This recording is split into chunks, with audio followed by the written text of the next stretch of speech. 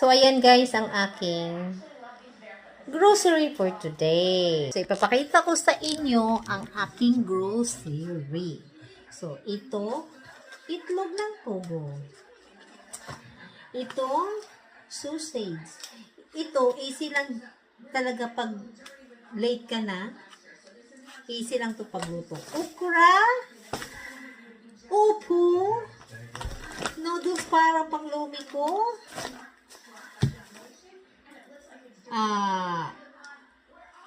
Cucumber, green onion, and talong, pepper, and beets. Ito ang maganda to. Pwede mo lang to i-boil, tapos i-cut, ihalo sa ating salad.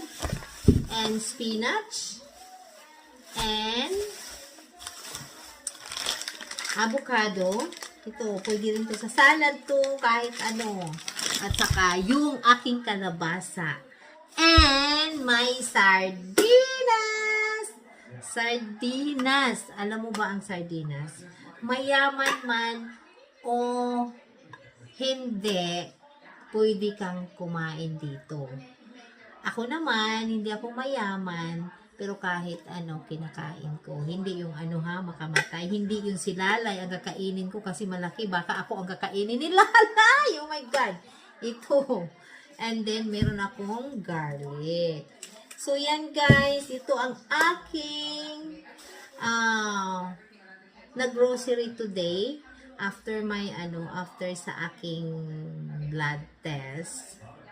So, kakain ako at lalamon ako kasi hindi ako kumakain. Since yesterday, puro na lang ako gulay and crackers ang kinakain ko.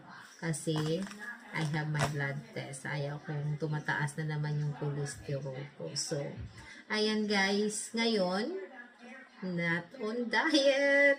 Lamon ako. So, thank you for watching guys and have a good day. Ang ganda ng araw. Alam mo ba, naglalakad ako, pinapawisan talaga ako. So, this is my exercise and mamaya mag-exercise na naman ako.